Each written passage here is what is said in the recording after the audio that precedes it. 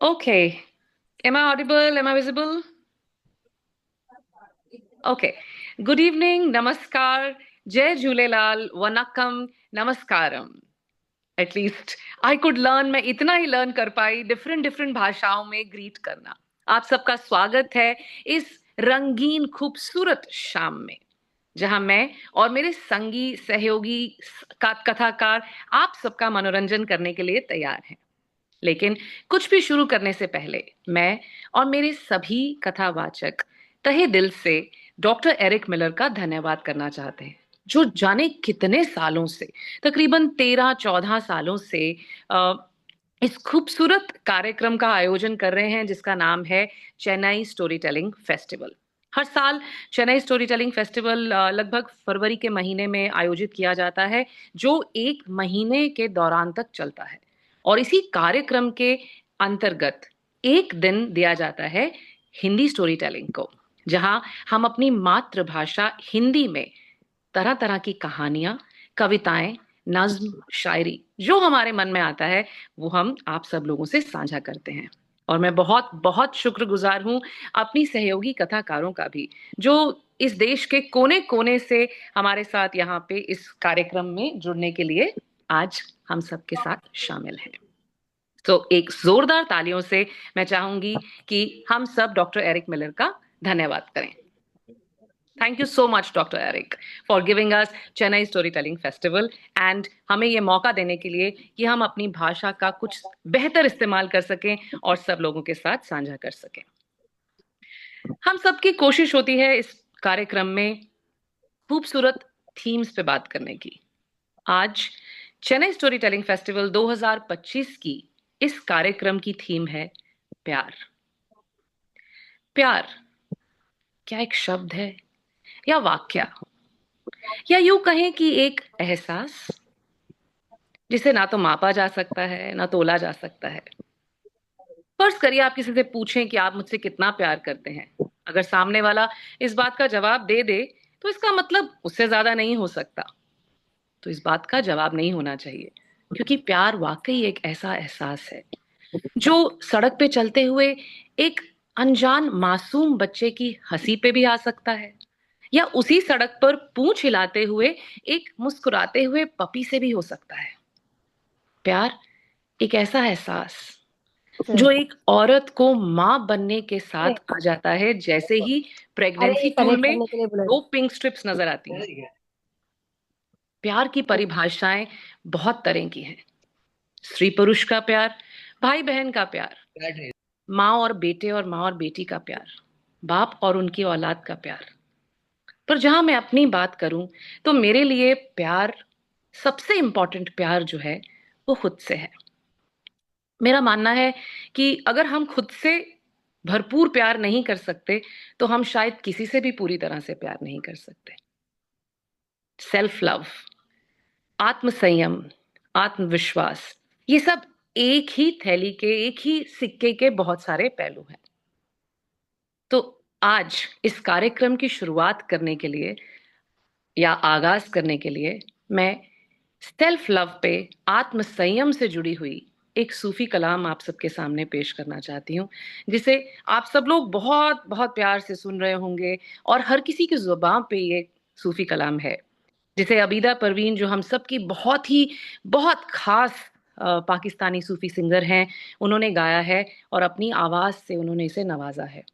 तो जहाँ of course मैं कोई गायक नहीं हूं, मैं सिर्फ एक कोशिश कर रही हूं, तो अगर गलती हो तो माफ कीजिएगा. चलिए सबको साथ में मिलके गाते हैं. पीड़ा नू मैं सीने लावा, धी मैं हसदी जावा. हो पीड़ा नू मैं सीने लावा, धी मैं हसदी जावा. धुप्पा दे नाल लड़ लड़ के मैं लबियां अपनी छावा.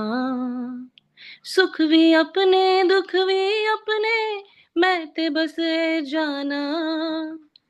सबना नू हुन की करना है, दिल दी हूँ मैं माना, तू झूम झूम झूम झूम, तू झूम झूम झूम झूम। इस नज्म में इतना भरपूर आत्म संयम है। इस नज्म में जो हमारे इस नज्म के रचयिता हैं, उन्होंने ये बताया है कि किस तरह धूप में भी मैंने अपनी छांव ढूंढ ली है अपने ही अंदर। किस तरह मैंने ये जान लिया है कि सुख और दुख वो सब अपने ही हैं, वो किसी और के नहीं हैं। और किस तरह अगर मैं अपने आप से प्यार कर लूंगी तो ये सारा संसार भी मुझे प्यार करने लगेगा। तो आइए इसी प्यार के सिलसिले को आगे बढ़ाते हुए अपने सब संगी साथी कलाकारों को सुने, जिन्होंने प्यार के ताने बाने को, या यूं कहें कि प्यार के अलग अलग पैमानों को आज मिलाकर हमारे लिए खूबसूरत कहानियां तैयार की हैं। और कहानियां शुरू करने से पहले मैं अपनी सहयोगी कथाकार शिल्पा को निमंत्रण दूंगी, जिन्होंने आज इस कार्यक्रम की सूत्रधार बनने का फैसला किया। फर्स्टली बहुत बहुत धन्यवाद शिल्पा। और अब कार्यक्रम की बागडोर आपके हाथों में। शिल्पा मेहता, प्लीज जोरदार तालियां बजाइए। बट हाँ, उससे पहले आपको शिल्पा के बारे में जानना जरूरी है, और शिल्पा के बारे में एक खूबसूरत कविता जो मैं सुनाना चाहती हूँ, लेकिन मैं उसका क्रेडिट नहीं ले सकती कि मैंने लिखी है। पर हाँ, अब आ रही है शिल्पा, कहानियों से जिनका नाता हंसी के गुब्बारे उड़ा दे, दिल के कोने सजा देती। तो देखे आज क्या सुनाने जा रही हैं, ठहाका या कोई राज, या फिर कोई ऐसी दास्तां जो बदल दे दिल का साज। शिल्पा, आइए और कहानियों की बागडोर संभालिए। नमस्कार। बहुत बहुत धन्यवाद डॉक्टर एरिक मिलर का और सोनिया का। और जैसा कि अभी अभी सोनिया ने आपको बताया कि आज की ये शाम समर्पित है उस अनमोल एहसास को जिसे हम सभी ने शायद कभी ना कभी महसूस किया है। प्यार, प्रेम, इश्क, मोहब्बत, नाम अनेक और रूप भी अनेक। प्यार जो सिर्फ दो दिलों का रिश्ता नहीं बल्कि एक भावना है जो जीवन के हर रूप में बसी है। प्यार एक एहसास है जो हर किसी की जिंदगी में एक महत्वपूर्ण भूमिका निभाता है। ये एक ऐसा रंग है जो हमारी जिंदगी को रंगीन बनाता है, हमें खुशियां देता है, हमें दुखों से उबारता है। और आज की शाम हमारे साथ हैं कुछ बेहतरीन कथाकार जो अपने शब्दों और भावनाओं से हमें प्यार के अलग अलग रूप महसूस कराएंगे। तो चलिए बिना किसी देरी के प्यार के इस सफर की यात्रा शुरू करते हैं। अब मैं अपने पहले कथाकार को बुलाना चाहूंगी, जिनके नाम में ही है तुलसी की माला। हिंदी से रखती है जो बड़ा गहरा नाता, शब्दों में जिनके प्रेम सजता। इनकी बातों में है वो रस कि दिल बस उनको सुनना चाहे। आज वो कर रही हैं इस प्रेम श्रृंखला की शुरुआत। अहमदाबाद की वृंदा है आज हमारे साथ। तो मैं बुलाना चाहूंगी वृंदा को।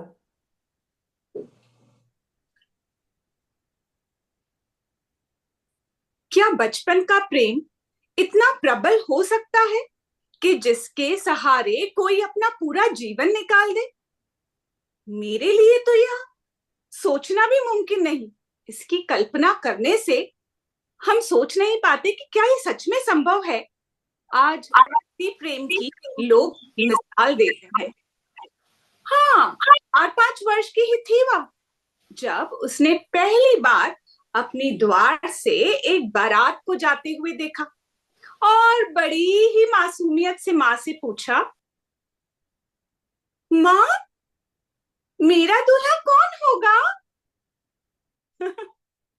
हंसते हुए माँ ने श्री कृष्ण की ओर इशारा किया और कहा, यही तुम्हारे वर होंगे। जी हाँ, मैं बात कर रही हूँ मीराबाई की। इस सवाल को के जवाब के बाद मीराबाई कृष्ण से जुड़ने लगी। कुछ ही वर्ष बाद मीराबाई की मां का देहांत हो गया, मगर नन्ही मीरा के कोमल हृदय पर यह बात सदा के लिए अंकित हो गई। ज्यों-ज्यों मीरा बढ़ती गई, त्यों-त्यों बढ़ता गया उसका विश्वास उसका प्रेम, उसका समर्पण, एक ऐसा समर्पण जिसकी कल्पना करना भी मुमकिन नहीं। उठते बैठते हंसते गाते बस कृष्ण ही कृष्ण थे उसकी हर सांस में। एक ऐसा अडिग विश्वास जिसके लिए वह पूरी दुनिया से लड़ गई। आज के इस नए युग में भी स्त्रियों की हर बात नहीं मानी जाती, तो वह तो जमाना ही कुछ और था। मीरा के लाख मना करने के बाद भी उसकी शादी मेवाड़ के महाराणा सांगा के ज्येष्ठ पुत्र भोजराज से तय कर दी गई। वहां बारात द्वार पे खड़ी थी और यहाँ मीरा की नाराजगी, नामंजूरी खुसर पुसर होते हुए सीधे बारातियों तक पहुंच चुकी। अरे, मैंने सुना है मीरा शादी से खुश नहीं। अरे, मैंने तो ये भी सुना है कि उसकी शादी पहले ही हो चुकी है। सच में पता नहीं क्या सही है क्या गलत। जब भोजराज तक यह बात पहुंची, वे स्वयं मीरा से मिलने पहुंच गए। मीरा, क्या आप इस शादी के लिए राजी नहीं हैं? भोजराज, मैंने श्री कृष्ण को अपना वर मान लिया है। अब मैं किसी और को पति के रूप में स्वीकार नहीं कर सकती। इतनी सी बात? मैं आपको आश्वासन देता हूं कि आपका और मेरा रिश्ता एक साथी, एक दोस्त का रहेगा। क्या अब आप राजी हैं? मीरा ने अपनी मंजूरी दे दी। कहते हैं मीरा फेरों में भी कृष्ण की वही मूर्ति अपने से चिपटा के बैठी थी जिसे उनकी माँ ने उनका वर बताया था, और उन्होंने उसी को लेके भोजराज के साथ 7 फेरे भी लिए। भोजराज मीरा को समझते थे, एक वही थे पूरे ससुराल में जिन्होंने मीरा का साथ दिया। जब मीरा ने कहा कि आप मेरे कृष्ण के लिए एक मंदिर बनवा दें, तो भोजराज ने मीरा के कृष्ण के लिए एक बहुत सुंदर मंदिर बनवाया। मीरा अपने सारे कार्य समाप्त करने के बाद बस अपने मोहन से बातें करती, कभी उनके सामने नाचती तो कभी उनसे बतियाती। यूं ही मीरा का समय निकल रहा था, मगर मीरा के प्रेम को समझना हर किसी के बस की बात कहां। कुछ समय बाद मीरा की ननंद उदा देवी जा पहुंची भोजराज के कान भरने। भोजराज, तुम जो मीरा को बढ़ावा दे रहे हो ना, कहीं हमारे कुल की नाक ना कट जाए। मैंने खुद देखा है मीरा को मंदिर में जाते हुए और फिर खुसुर पुसुर घंटों बतियाते हुए। अभी भी वो वही है। चलो, चल के देख लो, वह कृष्ण की आड़ में किसी प्रेमी से दिन भर बतियाती रहती है। और खींच के ले गई वह भोजराज को, और धम से जब दरवाजा खोला तो मीरा अपने कृष्ण से बतियाते हुए पाई गई। वह इतनी खोई हुई थी कि उन्हें समझने में समय लग गया कि वहां पे उनके और कृष्ण के अलावा भोजराज और उदा देवी भी हैं। शादी के कुछ ही वर्ष बाद, लगभग 10 वर्ष हुए होंगे, और तभी भोजराज युद्ध में लगे घावों की वजह से मृत्यु को प्राप्त हुए। अब मीरा की प्रतिकूल परिस्थितियां बढ़ती जा रही थी, पर जो जो प्रतिकूलता बढ़ रही थी, त्यों त्यों बढ़ रहा था मीरा का अडिग विश्वास, उसका प्यार। अब राजा बने राणा विक्रमादित्य, भोजराज के छोटे भाई, और उन्हें मीरा का यूं साधु संतों से मिलना, फकीरों के साथ घूमना बिल्कुल नहीं सुहाता था। और कृष्ण का प्रेम, वह तो उन्हें फूटी आंख नहीं भाता था। उन्होंने मीरा को मारने के लिए कई प्रयत्न किए। एक दिन मीरा के मंदिर में फूलों की टोकरी के साथ एक जहरीला सांप छुपा के मीरा को भेज दिया। जब मीरा ने मंदिर में अपने गिरधर के लिए माला उठाई, ठीक कर दोगे? तो ये क्या, उसे उसके अंदर से कृष्ण की एक और छवि मिल गई। राणा ने उनके लिए सेज लगवाई जिस पर कांटे लगे थे, मगर जब मीरा लेटी तो उसे फूलों की अनुभूति हुई। यहां तक कि राणा विक्रमादित्य ने उन्हें खीर में जहर मिलाकर भी दिया, लेकिन मीरा का कोई बाल भी बांका नहीं कर सका, क्योंकि उसकी प्रेम का एक सिरा श्री कृष्ण ने जो थामा हुआ था।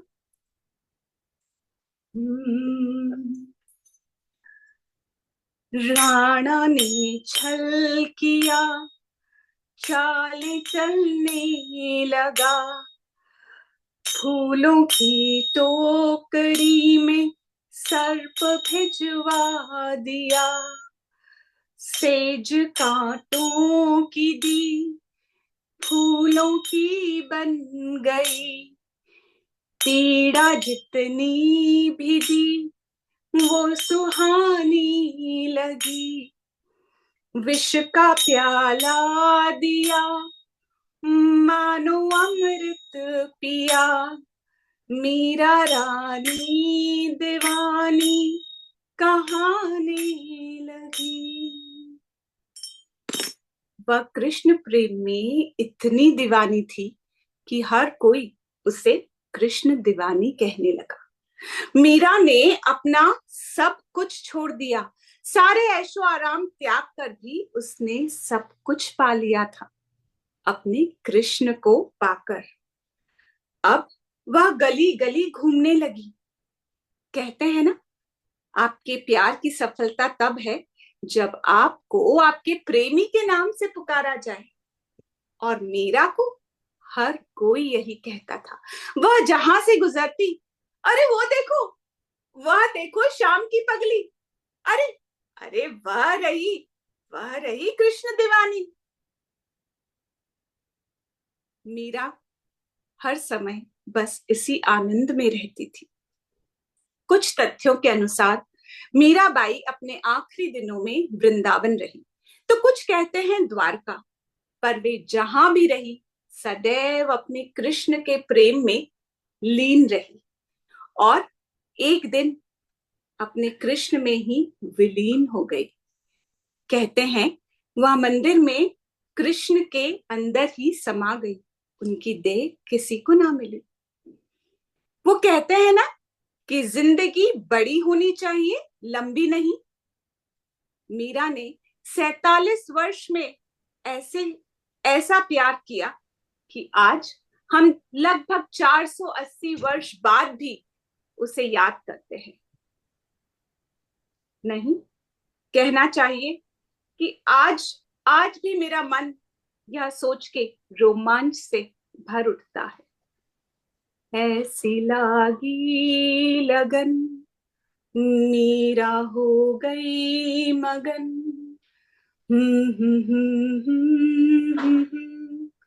मीरा हो गई मगन।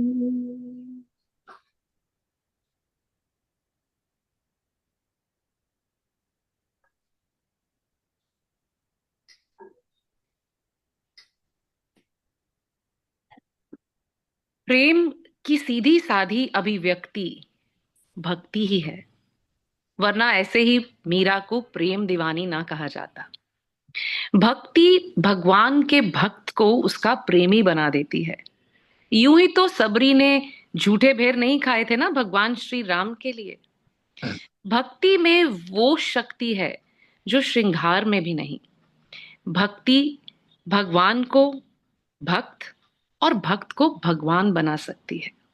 ये ऐसा अटूट प्रेम है जो आंखों से आंसू बन के बहे, वो भक्ति। जो हृदय में रक्त के साथ श्वास बन के बढ़े, वो भक्ति। जिसे वर्णन करने के लिए आंखों की जरूरत ना पड़े, वो भक्ति। जिसे महसूस करने के लिए स्पर्श ना करना पड़े, वो भक्ति। जो कबीर और तुलसी को कबीरदास और तुलसीदास बना दे, वो भक्ति। ऐसी ही कुछ भक्ति का वर्णन किया हमारी खूबसूरत कथाकार वृंदा ने। जोरदार तालियों से वृंदा का हौसला बढ़ाइए और उनका धन्यवाद कीजिए। शिल्पा, कार्यक्रम को आगे बढ़ाते हैं। बहुत ही खूबसूरत शुरुआत वृंदा आपने की। भक्ति, प्रेम का कितना खूबसूरत रूप। वाह, शायद सुनकर सबको आनंद आ गया और सभी भक्ति रस में डूब गए। अब भक्ति रस में डूबने के बाद हम चलते हैं किसी और के पास। भीनी भीनी मुस्कान का जादू, भीनी भीनी मुस्कान का जादू, शांत लहर सा प्यारा मुखड़ा, जिनमें भाव है बहुत गहरा। लेकिन कहते हैं ना कि समुद्र जहां सबसे ज्यादा गहरा होता है, वहीं सबसे ज्यादा शांत भी होता है। क्या इनका प्रेम भी उतना ही शांत है या उतना ही गहरा? जानते हैं हैदराबाद की ललिता की कहानी से। स्वागत है आपका ललिता।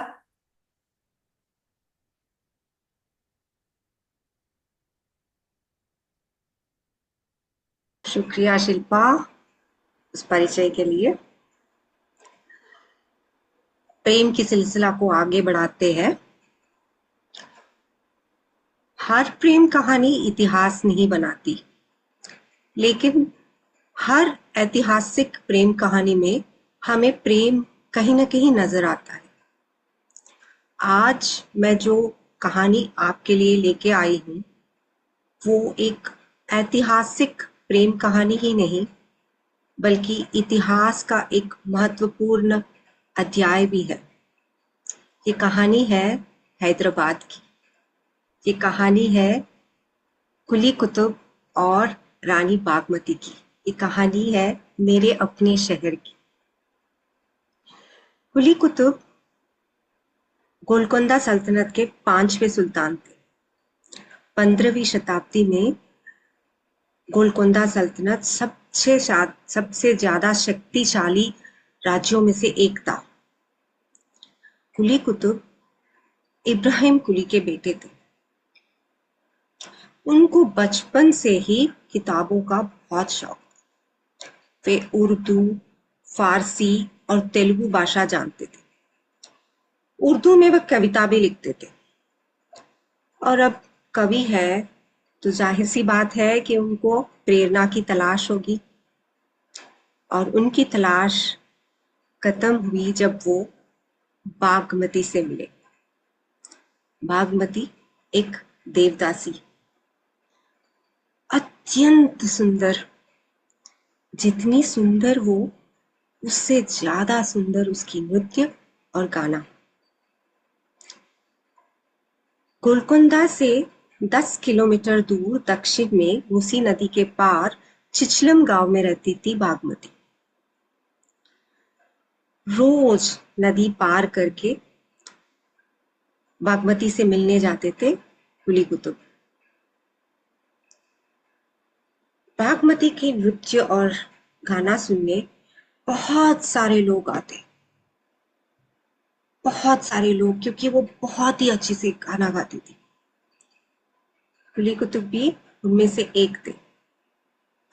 एक तुम ही नहीं तन्हा, उल्फत में मेरे रुसवा, इस शहर में तुम जैसे दीवाने हजारों है, इन आंखों के मस्ती के मस्ताने हजारों है। हाँ, बहुत सारे लोग आते थे, लेकिन कुली कुतुब की बात ही अलग थी। उन्हें बागमती से प्यार हो गया था। धीरे धीरे कहते हैं बागमती को भी कुली कुतुब से प्यार हो गया था। और ये रोज का सिलसिला बना। रोज वहां जाते, घंटों उनकी गाना सुनते और नृत्य देखते। एक दिन मूसी नदी में भयंकर सा बाढ़ आई और चिचलम गांव में पूरा पानी भर गया। जब यह बात कुली कुतुब को मालूम पड़ा तो वो जल्दी जल्दी बागमती से मिलने के लिए रवाना हो गए और सैनिकों ने उन्हें रोका, फिर भी वो नदी में कूद पड़े और जैसे तैसे तैरते हुए नदी के पार बागमती से मिलने गए। जब ये बात इब्राहिम कुली को पता चला, उन्हें बहुत गुस्सा आया और उन्होंने कुली कुतुब को बागमती से मिलने से मना कर दिया। कुली कुतुब बहुत उदास हो गए। बेटे की उदासी सुल्तान से देखी नहीं गई, तो उन्होंने फिर से बागमती से मिलने का अनुमति दे दिया। लेकिन नदी पे उन्होंने एक पुल बनाया। ये पुल अभी भी हैदराबाद में है। ये हैदराबाद की शान, हम उसे पुराना पुल कहते हैं। अब रोज बिना किसी कठिनाई की कुली कुतुब बागमती से मिलते थे। वो एक होना चाहते थे, लेकिन ये तो मुश्किल है। बागमती एक देवदासी, उनका धर्म भी अलग, और कहते हैं बागमती उम्र में भी कुली कुतुब से बड़ी थी।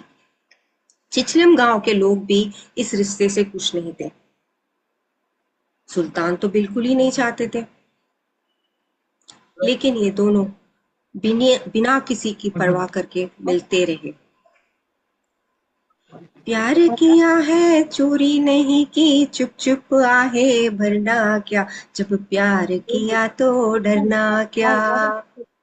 ये रोज एक दूसरे से मिलते रहे और जब कुली कुतुब राजा बने तब उन्होंने बागमती से शादी कर ली और चिचलम गांव के पास एक नया शहर का निर्माण किया और उस शहर का नाम रख दिया भाग्यनगर। बागमती ने इस्लाम धर्म को कबूल किया और अपना नाम बागमती से हैदर महल कर दिया और भाग्यनगर बन गई हैदराबाद। तो ये है कहानी हैदराबाद की, मेरे अपने शहर की। धन्यवाद। ललिता, आपकी कहानी ने मुझे गुलजार साहब का एक बहुत खूबसूरत शेर याद दिला दिया, जो बिल्कुल उन्होंने प्यार करने वालों पे और प्यार के लिए मेटाफोरिक अंदाज में लिखा है, जिसके लिए गुलजार साहब काफी प्रसिद्ध भी हैं। वो कहते हैं कि बेशुमार मोहब्बत की होगी बारिश की बूंदों ने जमीन से, बेशुमार मोहब्बत की होगी बारिश की बूंदों ने उस जमीन से, वरना कोई यूं ही नहीं गिर जाता इतना मोहब्बत। तो बहुत ही खूबसूरत कहानी, और धन्यवाद अपने स्टेट, अपने प्रांत की धरोहर को हम सबसे साझा करने के लिए और हम सबका स्टोरी बैंक बेहतर बनाने के लिए। तो खूब जोरदार तालियों से Thank you. ललिता का धन्यवाद कीजिए। और शिल्पा, Thank you. कहानियों का सिलसिला आगे बढ़ाते हैं। बिल्कुल, बहुत बहुत धन्यवाद ललिता। बहुत ही खूबसूरत कहानी, और शायद आपने आज आपके शहर की जो प्रेम कहानी, अनसुनी प्रेम कहानी थी, उससे हमें अवगत कराया। और एक बार मैं फिर बागडोर देना चाहूंगी सोनिया को आज का कार्यक्रम आगे बढ़ाने की। जी हाँ, क्योंकि अब आने वाली है हमारी खुद सूत्रधार हमारे बीच कहानी साझा करने के लिए। तो शिल्पा, जिनका की इंट्रोडक्शन मैंने इस कार्यक्रम के पहले दिया था, बट अभी बहुत से और हमारे जो सुनने वाले हैं, हमारे चाहने वाले हैं, वो जुड़ गए हैं। उन सब के लिए मैं शिल्पा का इंट्रोडक्शन आप सब से मुहैया करा देती हूँ। आ रही है शिल्पा, कहानियों से जिनका नाता हंसी के गुब्बारे उड़ा दे, दिल के कोने सजा देती। तो देखें और सुने कि आज क्या सुनाने जा रही हैं। क्या उनकी कहानी में है कोई ठहाका, या उनकी कहानी में है कोई राज छिपा, या फिर ऐसी कोई दास्तां जो आज बदल देगी हमारे दिल का साज। तो जोरदार तालियों से स्वागत कीजिए शिल्पा मेहता का। धन्यवाद सोनिया। प्यार का दर्द है मीठा मीठा, प्यारा प्यारा। क्या आपको भी कभी प्यार का एहसास हुआ है? हाँ हाँ, प्यार का एहसास सुनने में जितना रोमांटिक लगता है, मेरी जिंदगी में उतना ही दुर्लभ था, क्योंकि शादी के 5 साल बाद भी मुझे ये एहसास नहीं हुआ था। हर रोज वही सुबह का रूटीन, सुबह की चाय, किचन की खटर पटर और पतिदेव का ऑफिस के लिए लेट हो रहा हूं का मंत्र। मैं बेचारी अकेली पत्नी, मुझे धुन चढ़ी कि प्यार का एहसास पाऊं, और इस प्यार का एहसास पाने के लिए मैंने क्या क्या नहीं किया। अब आप पूछेंगे कि मुझे ये धुन क्यों चढ़ी। तो उस दिन हुआ यूं कि जब मैं अपनी बालकनी में खड़ी थी, मुझे नीचे खड़े एक जोड़े की कुछ बातें सुनाई दी। अब देखिए, मैं सुनना तो चाहती नहीं थी, लेकिन अगर फिर भी सुनाई दे तो काम तो मैं बंद नहीं कर सकती ना। और उनकी बातें थी भी कुछ रोमांटिक। तो मैं ध्यान से सुनने लगी। वो लड़की कह रही थी, ओह, ये प्यार का एहसास भी क्या एहसास है। सब कुछ भुला देता है। सब कुछ कितना नया नया सा लगता है। अपने भी पराये हो जाते हैं। और हम कुछ दिन पहले ही जिससे मिले उसके लिए दुनिया छोड़ने को भी तैयार हो जाते हैं। हाँ जाने मन, तुम एकदम सही कह रही हो। बस ऐसा ही लगता है। मेरी शादी को 5 साल हो गए और मुझे ये प्यार का एहसास नहीं हुआ। हम्म, कुछ तो गड़बड़ है। नीचे खड़े उस जोड़े की बातें सुनकर मेरे अंदर भी एक ज्वाला भड़क गई कि भाई ये प्यार का एहसास आखिर है क्या, और मुझे क्यों नहीं हुआ। मैं तो एक बहुत बड़े रहस्य से वंचित हूं। तो मैंने भी ठान लिया, अब मुझे प्यार का एहसास चाहिए, चाहे कुछ भी हो जाए। और बस यहीं से शुरू हुआ मेरा मिशन लव एक्सपीरियंस। ढन ढन। क्या करूं, क्या नहीं करूं, कुछ सोचा, फिर थोड़ा और सोचा, और सोचा कि आज कुछ अच्छे से तैयार हो जाऊं, वरना रोज वही अपने रेगुलर सलवार कमीज में रहती हूँ। तो बस सजना है मुझे सजना के लिए। ये सोचकर, सच समझकर, शाम को मैंने टीवी सीरियल्स और फिल्मों से सीखी हुई हर ट्रिक आजमाने की सोची। अपने पतिदेव का बेसब्री से लौटने का इंतजार करने लगी। पतिदेव आए और मैं झट से उनसे ऐसे लिपट गई जैसे कि कोई पेड़ की डाली। ला ला ला ला ला ला ला ला ला ला ला ला ला ला ला ला ला ला। मन में था कि वो मुझे बाहों में उठा लेंगे, गाना बजेगा और मैं कहूंगी, अरे छोड़िए क्या हो रहा है। पर हुआ क्या, अरे हटो, क्या कर रही हो, वैसे भी इतना ट्रैफिक में परेशान होकर आया हूं, उन्होंने कहा, और मेरे सपनों के बुलबुलों को तोड़ दिया। मैं खड़ी सोचती रह गई, ये तो मेरे सीन की स्क्रिप्ट से बिल्कुल उल्टा हो गया। कहाँ तो मैं सोच रही थी कि मेरे लिपटते ही मेरे पति मुझे अपनी बाहों में भर लेंगे, और लेकिन यहाँ वो तो मुझसे छिटक कर दूर हो गए। मेरी रोमांटिक फिल्म पहले ही सीन में फ्लॉप हो गई। ये भी कोई बात हुई, ट्रैफिक में परेशान हो गया। हम्म, मेरे एहसासों की तो किसी को कदर ही नहीं। खैर, फिर भी मैंने सोचा, कोई बात नहीं, मैं इतनी जल्दी हार मानने वालों में से नहीं हूं। किला तो मैं फतेह कर कर ही रहूंगी। हम्म। अब आप सभी ने सुना होगा ना कि पुरुष के दिल का रास्ता उसके पेट से होकर जाता है। तो बस अगले ही दिन मैंने अपनी पाक कला का जौहर दिखाने की ठानी। रात के खाने के लिए मैंने अपने पति की पसंद के स्वादिष्ट व्यंजन बनाए। कढ़ाई में तेल का धुआं और मेरा उत्साह दोनों चरम पर थे। शाम को मैंने टेबल को सजाया, कैंडल लाइट डिनर का इंतजाम किया। शाम होते होते पतिदेव के आने का इंतजार करने लगी। वो घर आए और मैं सोच रही थी कि वो खाना देखकर कहेंगे, ओ मेरी जान, तुम कितनी प्यारी हो। लेकिन ये क्या हुआ, अरे सुनो, वो क्या है, आज मैंने कुछ दोस्तों को डिनर पर बुलाया है, सबको तुम्हारे हाथ का खाना खिलाना था। ये सुनकर तो मुझ पर जैसे बिजली गिर पड़ी। मुझे फिर से किचन में लगना पड़ा। मैं बेचारी अकेली पत्नी की सांस भरकर रह गई। खैर, फिर से खाना बनाया, सबने खाना खाया, खूब तारीफ की, और डकार के साथ साथ देर रात तक गप्पे मारी, और फिर चले गए। अजी प्यार का एहसास तो हुआ कोसों दूर, उल्टे किचन में वो जो झूठे बर्तन थे वो मुझे मुंह चढ़ा रहे थे। और मेरे दिल के अरमां बर्तन धोते धोते सिंक में बह गए, और साथ साथ मेरे सारे प्यार का एहसास भी। लेकिन जैसा कि मैंने आपको बताया कि अगर मैं कुछ ठान लूं तो वो मैं कर ही रहती हूँ। अगले दिन था संडे, और मैंने तय किया कि अपने पतिदेव के साथ जाकर कुछ शॉपिंग की जाए। अब बस शॉपिंग पर ले जाकर अपने प्यार का जादू चलाती हूँ। सुनिए, आज शाम को हम शॉपिंग के लिए जाएंगे, कुछ जरूरी सामान लाना है। हाँ तो तुम चली जाओ, आपके साथ ही चलूंगी। अच्छा ठीक है, लेकिन जल्दी लौटेंगे। मैंने सोच लिया था कि वहां पर जाकर मैं उनके हाथ में हाथ पकड़कर घूमूंगी। और अभी महीने की शुरुआत ही थी, नई नई तनख्वाह हाथ में आई थी। उसे था, और अपनी जो थोड़ी सी जमा पूंजी थी, जो शायद हम सभी महिलाएं करती हैं, वो सब लेकर शॉपिंग के लिए निकल पड़ी। मैं बड़े प्यार से इनकी बाहों में बाहें डालकर इधर उधर कुछ कुछ खरीदारी करती रही, और फिर अपनी पर्सनल शॉपिंग में थोड़ी बिजी हो गई। ये खरीदा, वो खरीदा, ये खरीदा, वो खरीदा।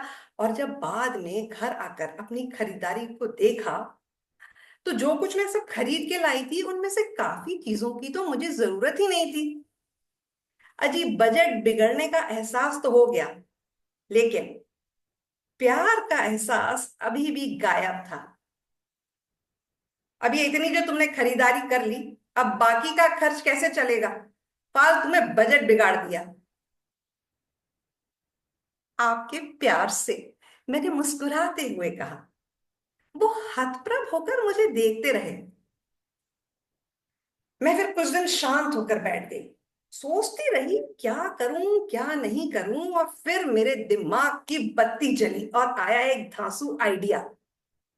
वैलेंटाइंस डे आने ही वाला था, तो बस वैलेंटाइंस डे पर मैंने अपने पतिदेव के ऑफिस में एक बड़ा सा फूलों का गुलदस्ता भेजा, और साथ में एक प्यारा सा कार्ड भी, उस पर भी कुछ कुछ लिख डाला। फिर ये सोचकर बेसब्री से इंतजार करने लगी, आज तो वो आकर जरूर अपनी खुशी का इजहार करेंगे, और फिर मुझे हो जाएगा प्यार का एहसास। लेकिन ये क्या, पतिदेव आए, न कोई बात, न कोई चेहरे पर मुस्कान, उल्टे दुखी सा चेहरा। मैंने पूछा क्या हुआ? वो बोले कि पता नहीं, आज ऑफिस में किसने गुलदस्ता भेज दिया और एक कार्ड भी। और कार्ड पर भी न जाने क्या क्या लिखा था, मेरे जानू, मेरे सपनों के राजा, वगैरह वगैरह वगैरह। और दो चार बातें तो मेरे बॉस के बारे में भी लिखी थी कि खड़ूस है, तुमसे ओवर टाइम कराता है, फालतू के काम लेता है, इसीलिए तुम्हारे पास मेरे लिए वक्त नहीं है, और भी पता नहीं क्या क्या क्या। और मेरे बॉस ने जब टेबल पर गुलदस्ता देखा और उसमें से कार्ड निकालकर पढ़ने लगा। शुक्र है भैया, उस भेजने वाले ने नाम नहीं लिखा था, वरना आज तो मेरी नौकरी चली जाती।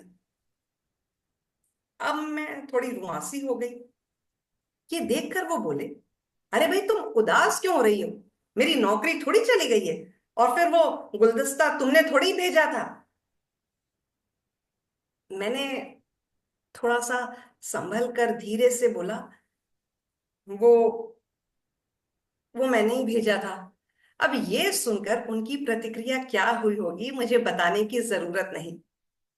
फिर कुछ देर बाद शांत होकर उन्होंने मुझसे पूछा कि मैंने ऐसा क्यों किया, तो मैंने सब कुछ उगल दिया। ओह, ये सुनकर वो जोर से हंसे और बोले, ओ तो ये बात है। अब मुझे समझ आया कि पिछले कुछ दिनों से ये तुम अजीब अजीब सी हरकतें क्यों कर रही हो। मुझे तो लग रहा था कि तुम्हें डॉक्टर के पास नहीं ले जाना पड़े। और भी वो पता नहीं क्या क्या क्या क्या बोलते रहे, मुझे कुछ सुनाई नहीं आ रहा था, क्योंकि मैं उस लड़की के बताए हुए प्यार के एहसास को पाने के अगले नुस्खे के बारे में सोच रही थी, जिसकी वजह से मेरी जिंदगी में उथल पुथल हो गई थी। लेकिन आपको तो पता है, मैं हार तो मानने वाली नहीं हूं। लेकिन अभी मुझे कोई नुस्खा सूझ नहीं रहा है। तो मेरे प्यारे दर्शकों, अगर आपको भी कोई नुस्खा मिले तो मुझे जरूर बताइएगा। क्या बात है शिल्पा। हमें इंतजार रहेगा हमारे सुनने वालों का कमेंट सेक्शन में कि वो कोई ना कोई नुस्खा आपको जरूर बताएंगे। लेकिन आपकी कहानी ने मुझे एक शायर की एक शायरी याद दिला दी, जिसमें वो शायर कुछ यूं फरमाते हैं कि दिल की तमन्ना है तुझे पलकों पर बिठाऊं, दिल की तमन्ना है जाने मन कि तुझे पलकों पर बिठाऊं, पर फिर ये सोचता हूं कि तू 80 किलो की है तो दिल को कैसे समझाऊं। तो बहुत बहुत शुक्रिया एक बड़े रोमांचक अंदाज में इतनी ह्यूमरस प्रेम कहानी को प्रस्तुत करने के लिए। जोरदार तालियों से धन्यवाद कीजिए शिल्पा का। और शिल्पा, आपसे गुजारिश है कि आप कार्यक्रम को आगे बढ़ाइए। बहुत बहुत धन्यवाद। तो ये सफर अभी तक चलता आ रहा है जहां पर हम प्यार के अलग अलग रूप देख रहे हैं। एक से एक कहानीकार आपके सामने आ रहे हैं, लेकिन अब आपके सामने आ रहा है डबल धमाका। एक नहीं, दो कहानीकारों की अनोखी जोड़ी। इसमें अगर एक है फूल तो दूसरी है उसकी खुशबू, अगर एक है पेड़ का तना तो दूसरी है उसकी जड़ें। दोनों एक दूसरे को करती हैं पूरा। ये जोड़ी है सिमरन और रंजीता, जिन्होंने सबका है दिल जीता। स्वागत है सिमरन और रंजीता।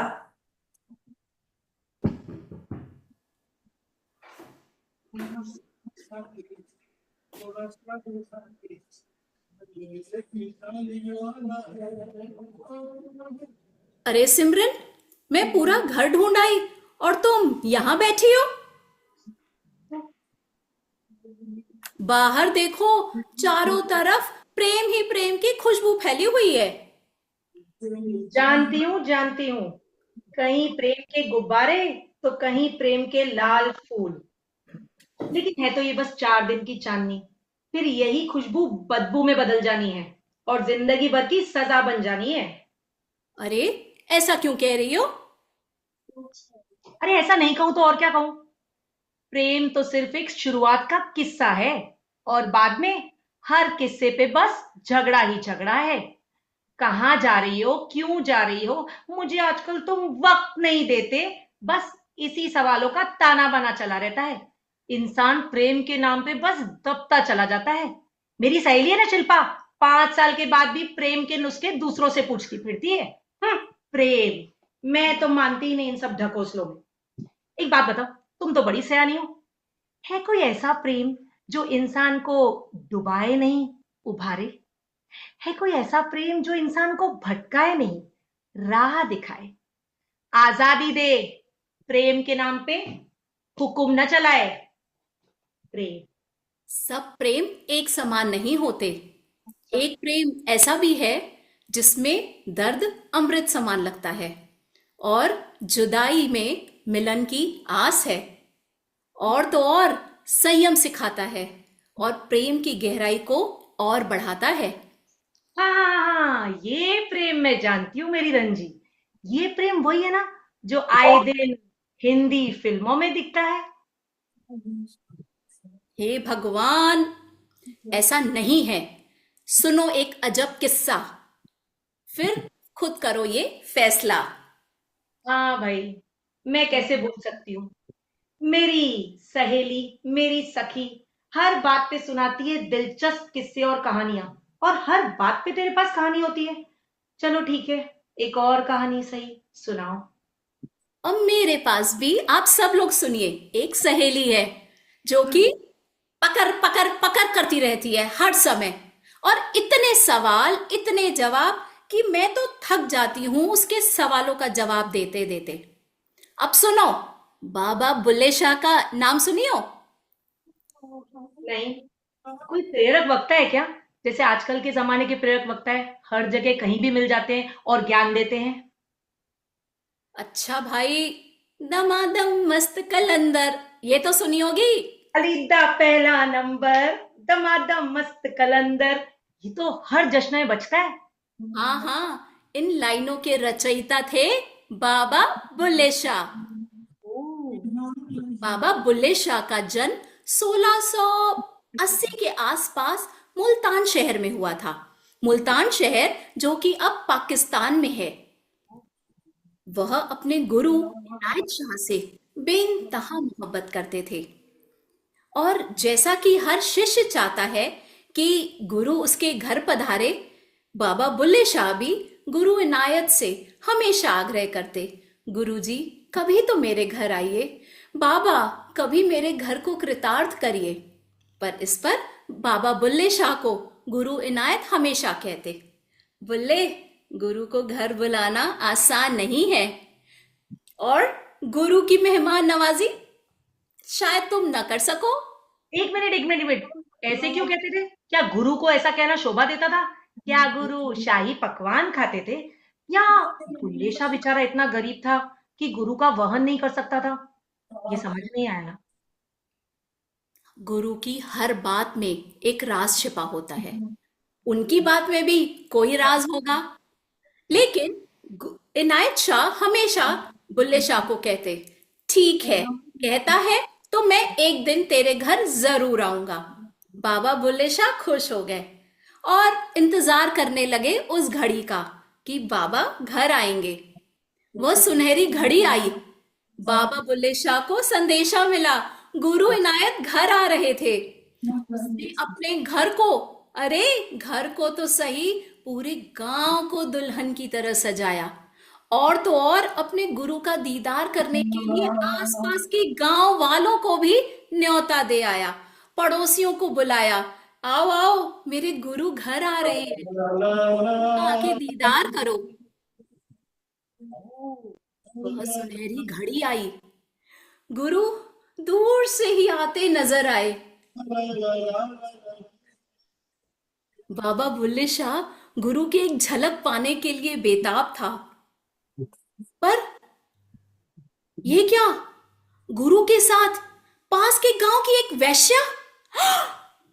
वैश्या? क्या कहा तुमने? वैश्या? जैसे तुम हैरान हुई, ऐसे ही सारे गांव वाले हैरान हो गए और खलबली मच गई। बुल्ले को बहुत बातें सुनाने लगे, ये तेरा गुरु, ये जो औरतों, अरे नाना, वैश्याओं के साथ घूमने वाला गुरु, ऐसा मैं गुरु नहीं मानता, ये कौन सा गुरु है? सही कहा लोगों ने, मैं तो हैरान नहीं हूं। वैसे भी कई गुरु ऐसे होते हैं जो मुंह में राम बगल में छुरी। मुझे तो लगता है ये गुरु ही नहीं है। वैसे कोई है यहाँ पे जो इसके मुंह पे टेप लगाए? अच्छा, बुल्ले शाह की क्या प्रतिक्रिया थी? बुल्ले की का ये प्रतिक्रिया देख करके वह हैरान था, परेशान था। यह प्रतिक्रिया देख करके बुल्ले शाह के गुरु इनायत ने कहा, बुल्ले, घर बुला करके गुरु की ऐसी मेहमान नवाजी। बुल्ले शाह ने कहा, अरे गुरुजी आप नहीं तो। बस बुल्ले, आज के बाद तू मेरा शिष्य नहीं, मैं तेरा गुरु नहीं। और यह कह करके गुरु उल्टे पांव लौट गए, और तो और सारे गांव वाले भी बुल्ले शाह को उल्टी सीधी बातें बोल करके अपने घर लौटे। वाह वाह वाह वाह वाह वाह, एक तो चोरी, ऊपर से सीना जोरी। ये गुरु का तो रवैया ही कुछ अलग है। बुल्ले का गुरु, वाह वाह।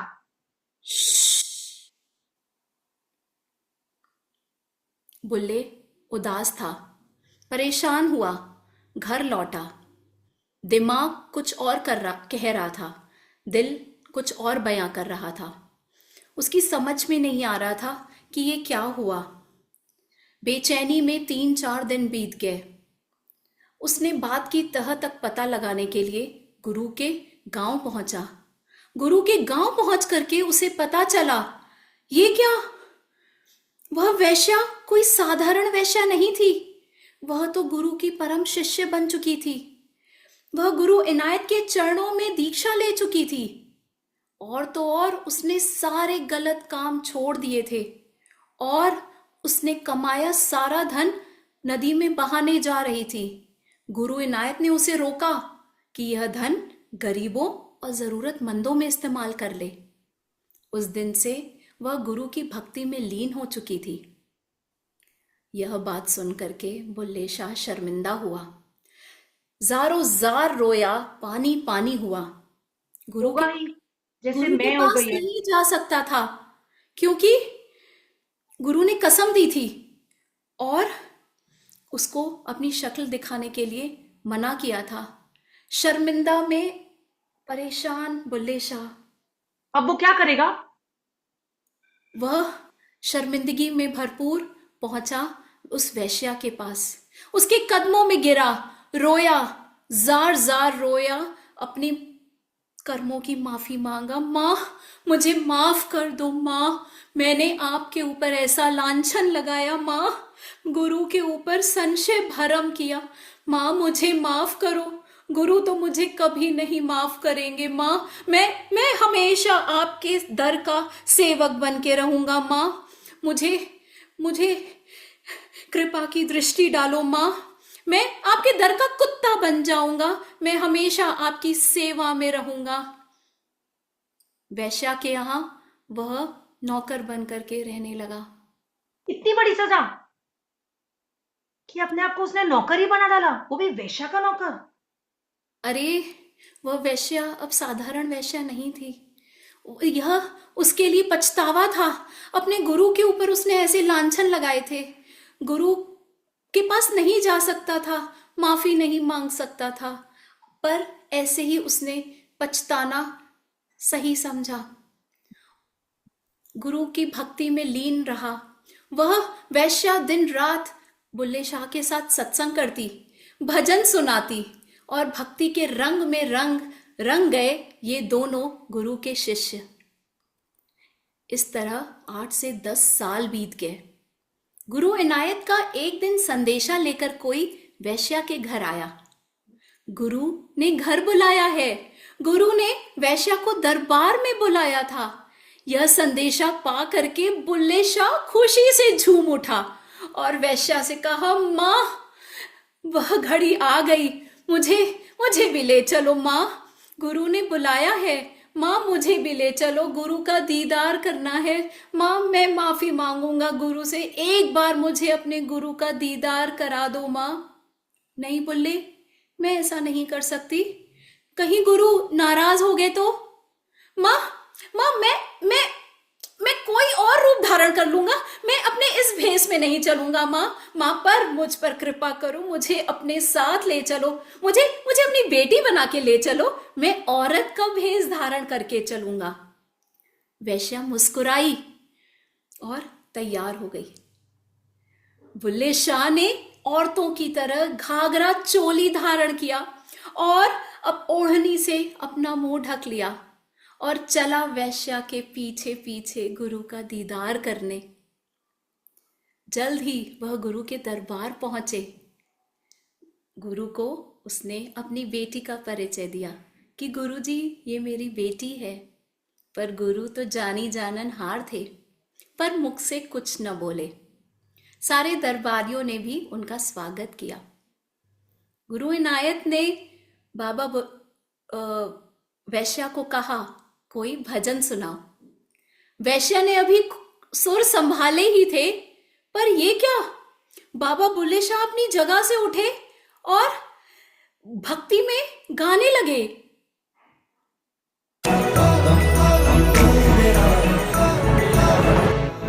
तू बात करे ना मुझसे, चाहे आंखों का पैगाम न ले, पर ये मत कहना अरे ओ पगले, मुझे देखना तू मेरा नाम न ले। तुझसे मेरा दीन धर्म है, मुझसे तेरी खुदाई, तुझसे मेरा दीन धर्म है, मुझसे तेरी खुदाई। गाता रहा, झूमता रहा और तो और वह भक्ति में मग्न हुआ। पर ये क्या, वहां बैठे सभी दरबारी समझ गए कि यह औरत के भेष में कोई मर्द है और बुल्ले शाह को छक्का, किन्नर, किंजरी, हिजड़ा न जाने कितने नामों से नवाजा। पर बुल्ले शाह भक्ति में चूर, मग्न अपने गुरु की भक्ति में गाता रहा, नाचता रहा, झूमता रहा, तब तक जब तक वह चक्कर खा करके गुरु के कदमों में न गिरा। गुरु ने उसे उठाया, गले से लगाया और माफ किया। ये कहानी है बाबा बुल्ले शाह और उनके गुरु के प्रेम की। इसलिए जब भी प्रेम, इश्क और मोहब्बत की बात आती है, बाबा बुल्ले शाह का नाम सबसे ऊपर आता है। ये वो प्रीत है, ये वो प्रेम है जिसमें दुनिया की कोई रीत नहीं, सिर्फ प्रीत ही प्रीत है। तुम्हें क्या हुआ? तुम कहाँ खो गई?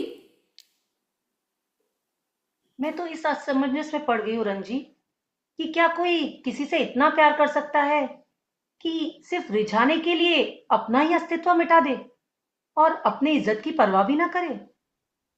रिझाने का तो सही अर्थ यही है कि जिससे मोहब्बत की जाए उसके साथ मिल करके एक हो जाए और उसको पूरी तरह से पाले। क्योंकि बुल्ले ने ये अर्थ तो समझ लिया था कि गुरु हरि के रूठे ठौर है, गुरु के रूठे ना ही कोई ठौर। बुल्लिया, ना ही कोई ठौर, ना ही कोई ठौर। क्योंकि गुरु एक बार रूठ जाए तो उसका कोई अंत नहीं, उसका कोई पार नहीं। तुम्हें पता है, आज तुमने मुझे असली मतलब सिखाया है प्रेम का। अब बस मैं भी यही चाहती हूँ कि मुझे भी कोई ऐसा ही गुरु मिले कि जिसके प्रेम में रंग कर मैं भी खुद ही को मिटाकर उस खुदा को पाऊं, उस खुदा को पाऊं, उस खुदा को पाऊं। सोने यार को चलूं मैं तेरी राह चोरी जाऊं, सोने यार को कभी ना परवाह भूलिया।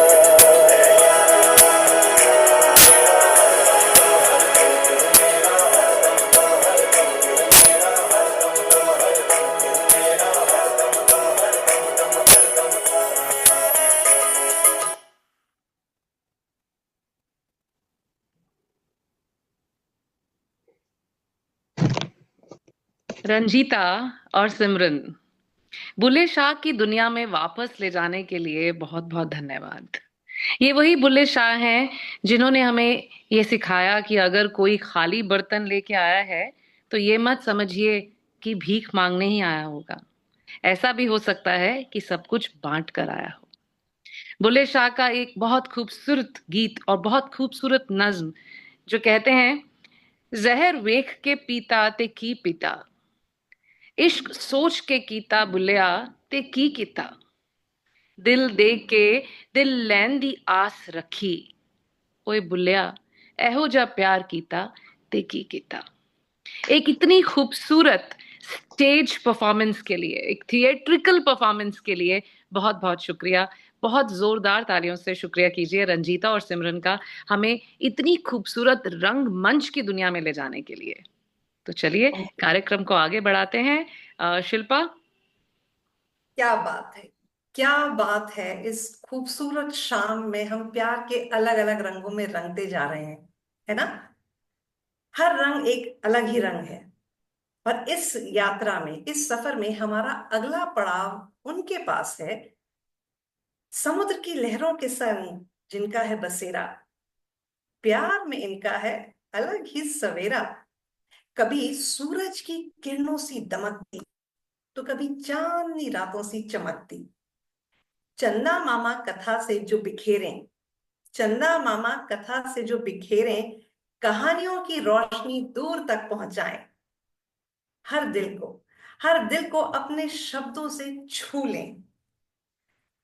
तो ये जो है हर जगह जादू जगाती हैं। अब विशाखापट्टनम की श्री करुणा को चाहे जिससे भी हो प्यार, लेकिन हमें तो है उनकी प्यारी सी मधुर सी आवाज से प्यार। तो देखते हैं श्री करुणा आज हमें प्यार के किस रंग में भिगोने जा रही हैं। स्वागत करिए श्री करुणा का।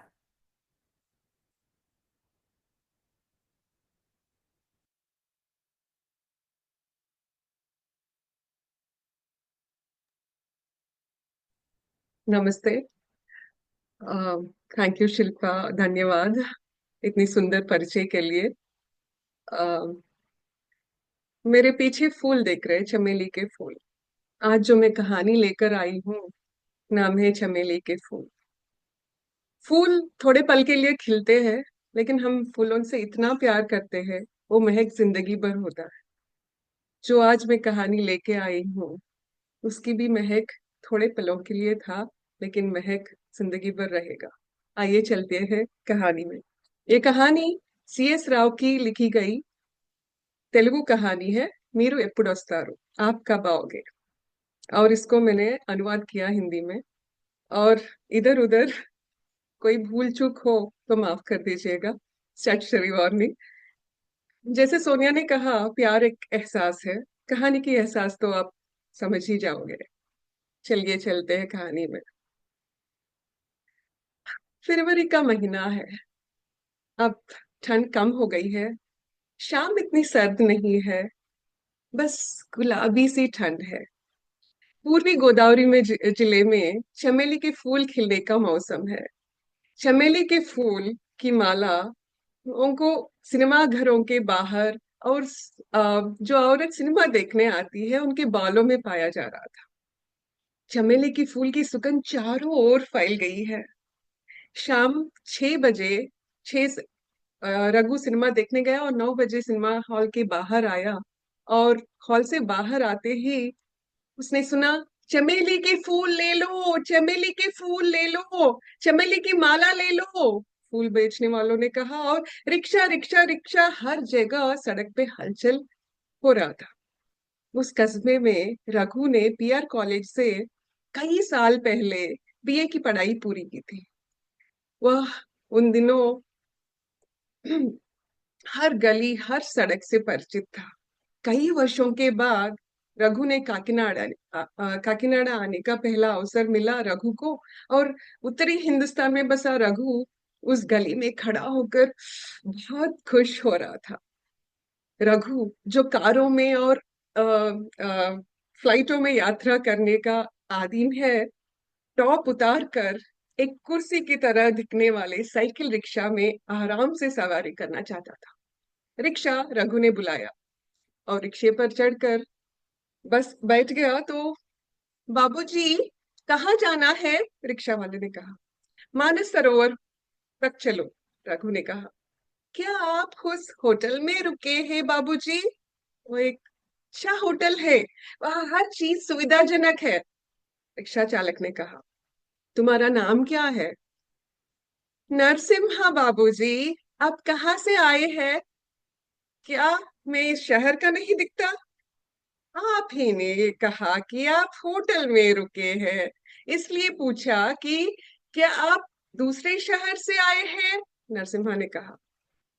बोलने का तरीका यही का लगता है, बड़े समझदार लगते हो, बोलने के तरीके से पहचान लिया, रघु ने सराहना करते हुए कहा। जैसे ही रघु ने थोड़ा सा ढील दिया तो नरसिम्हा की साहस और बढ़ गई। उसने कहा, बाबूजी आप कहाँ से आए हैं, कहाँ रहते हैं? मैं दिल्ली में रहता हूँ। मैंने यहीं से पढ़ाई की है, मगर कई बरस बीत गए मुझे यहाँ आकर। कितने साल हो गए बाबूजी? कॉलेज छोड़ने के बाद मैं वापस नहीं आया, ये बात 25 साल से ज्यादा पुरानी है, रघु ने सोचते हुए कहा। तब से अब तक ये कस्बा पूरा बदल गया बाबूजी, दिखाई दे रहा है नरसिम्हा, रघु ने कहा। जब रघु ने उसका नाम लिया तो नरसिम्हा को और थोड़ी साहस मिला। तो उसने कहा, बाबूजी मैं आपसे आपसे एक बात पूछूं? रघु ने कहा, पूछो। बाबूजी आपको चमेली के फूल पसंद है? एक छोटा सा प्रश्न था, लेकिन रघु को रघु को मालूम नहीं पड़ा था ये क्यों पूछ रहा है ऐसा। सोचा सोचा सोचा और बोला, चमेली के फूल, छोटे बच्चे, चंदन की खुशबू और चांदनी रात, किसको पसंद नहीं होगा? तो नरसिम्हा ने कहा, बाबूजी भगवान के लिए चमेली के फूल गले में पहनते हैं, आशिक लोग हाथ में बांधते हैं और महिलाएं अपने बालों में लगाती है, ऐसा क्यों? रघु को अजीब लगा ये प्रश्न। सोचा, मुझे कुछ सोच नहीं आ रहा, तुम ही बोलो, रघु ने कहा। तो नरसिम्हा ने बोला, बाबूजी अगर पीछे फूल लगाए हुए हो और फूल सुंदर दिख रहे हो तो हमें उत्साह होगा कि आगे जाकर उनका शक्ल देख। रघु को हंसी आई और बोला, तुम तो बड़े समझदार निकले। क्या दिल्ली में महिला ये फूल बालों में लगाती है? हाँ लगाते हैं, लेकिन बहुत कम लोग। शायद वहां इतना नहीं मिलते। ऐसा नहीं है नहीं मिलते, लेकिन जो भी कहो, हमारे कस्बे की महिलाओं की बात ही कुछ और है। रघु ने कहा, हाँ बाबूजी, ये तो बात आपने 16 आना सच कहा। क्योंकि इसीलिए तो बड़े बड़े शहरों से बड़े बड़े बाबू लोग यहाँ आते हैं। क्यों? रघु ने पूछा। और क्या बाबूजी, मौज मस्ती करने के लिए। मौज मस्ती? बाबूजी, आप यहाँ पले बड़े हो, इतना भी नहीं जानते मौज मस्ती का मतलब?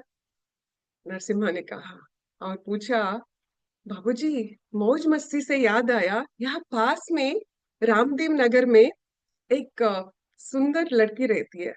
बहुत ही सुलझी हुई लड़की है वो। उसका घर हमेशा बंद रखती है जब कोई अंदर होता है तो, और जब कोई अंदर नहीं होता तो सिर्फ खिड़की खुली छोड़ती है। और उनकी तरह वो दरवाजे पर ग्राहकों का इंतजार नहीं करती। क्या आपको मैं वहां ले चलूं? रघु को समझ में नहीं आया कि क्या बोले।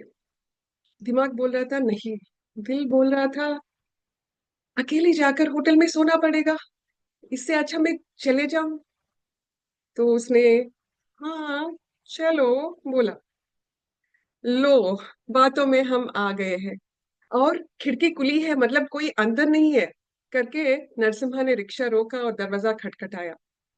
एक लड़की ने दरवाजा खोला। रघु नरसिम्हा के पीछे खड़े होकर उस लड़की को देखता रहा।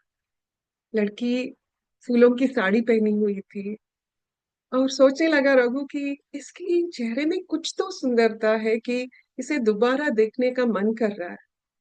और चेहरा खूबसूरत है, आंखें बहुत प्यारे हैं, गला भी ठीक है। मन ही मन उसको सर्टिफिकेट दिए जा रहा था। इतने में नरसिम्हा ने कहा, देखो बाबूजी शहर से आए हैं, बड़े पढ़े लिखे हैं, अच्छा सा ख्याल रखना। सुलोचना है उसका नाम। बाबूजी आप चलो अंदर। आइए, सुलोचना ने कहा। और नरसिम्हा ने पूछा, बाबूजी मैं कब आऊं, कल सुबह आऊं? तो रघु ने कहा, मुझे सुबह शिव जी का मंदिर जाना है, वहां मुझे पूजा करना है, तो 5 बजे, तो मैं 3 बजे आ जाता हूँ, आप रुकिए यहाँ। नरसिम्हा चला गया और रघु उसके पीछे पीछे अंदर गया और पूरा कमरा इधर उधर देखने लगा। एक तरफ पलंग है, दूसरी तरफ ड्रेसिंग टेबल, एक बेड लाइट और अगरबत्ती की सुगंध, और कुर्सी पर चटाई मोड़ी हुई, अ, ये सब कृष्ण जी की मूर्ति, ये सब देख रहा था। उसने कहा, रघु मन में सोच रहा था, मैं कहाँ आ गया हूँ। मैं मेरे दोस्त जाते थे, मैं कभी गया नहीं, मैं क्यों आया? मैं कुछ कुछ उसके मन में विचार चल रहे थे। इतने में उसने कहा, आप कुछ खाओगे? नहीं। आप नहाओगे? नहीं नहीं नहीं, मैं नहा के सिनेमा गया हूँ। तो लुंगी दे दूं आपको पहनने के लिए? सुलोचना ने पूछा। रघु का चेहरा उतर गया। तो उसने कहा, कोई बात नहीं, मैं पलट जाऊंगी, काफी है मैं आंखें बंद कर लूं? तो रघु ने कहा, कोई जरूरत नहीं। उसने लुंगी दिया तो आ, रघु वो लुंगी पहनकर पैंट कुर्सी पे रखा, तो उसने अच्छी तरह मोड़ के वहां रख दिया। तो रघु ने सोचा, बहुत विनम्रता है इसमें। फिर इसके बाद उसने कहा, 2 मिनट दीजिए, और वो चटाई खोलकर जमीन पे बिछाई। रघु देख रहा था ये क्या कर रही है। फिर पलंग के उस पार एक छोटा बच्चा सोया हुआ था, उसको उठाने की कोशिश कर रही थी। रघु ने वो देखा, उसके पीछे पीछे गया और बोला इशारे से ना करके। उसको समझ में नहीं आ रहा था। सुलोचना ने रघु की तरफ देखा तो रघु ने कहा, छोटे बच्चे भगवान के रूप होते हैं, वो गहरी नींद में सो रहा है, उसे सोने दो, उसको उठाओ मत। सुलोचना रघु की ओर प्रशंसा पूर्वक देखती रह गई। ये दूसरे ग्राहकों की तरह नहीं है, ये आदमी अच्छा लग रहा है। उसके मन में एक विचार आया। फिर, पर आपको तकलीफ होगी, कोई बात नहीं। रघु ने कहा, आदमी अच्छा होना चाहिए, बिस्तर नहीं। कह के वो जमीन पे आ, तकिए लेकर बैठ गया, पसार के बैठ गया। वो आके रघु के पास बैठ गई, और जब रघु के पास वो बैठी तो उसके बालों में उसने चमेली के फूल देखे, और फिर उसने कहा, मैं कुछ पूछूं तुमसे? हाँ, पूछिए। ये भगवान के लिए फूल के माला गले में पहनाते हैं, आशिक लोग हाथ में बांधते हैं, और आप औरत लोग बालों में लगाते हैं, ऐसा क्यों? तो उसने कहा, चेहरे के लिए हल्दी, माथे पे बिंदी, और आंखों में काजल, और बालों में फूल। ये तो सदियों से चला आ रहा है ना, ये तो परंपरा है। हाँ, वही तो, ऐसा परंपरा क्यों है?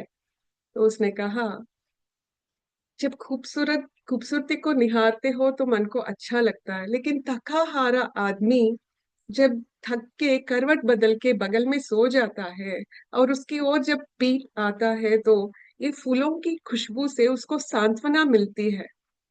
इसलिए होगा, इसलिए बनाया होगा, जो कुछ भी बनाया परंपरा, वो सोच समझ के ही बनाए होंगे ना। तुम बातें बहुत अच्छी करती हो, रघु ने कहा। अरे, हम जैसे लोगों के लिए तो बातें करना पड़ता है ना। तो रघु ने कहा, कहाँ तक पढ़ी हो? उसने कहा, अगला सवाल क्या है? रघु ने कहा, तुमको जवाब नहीं देना तो ठीक है, मत दो। अरे, नाराज हो गए, ऐसी बात नहीं है। आ,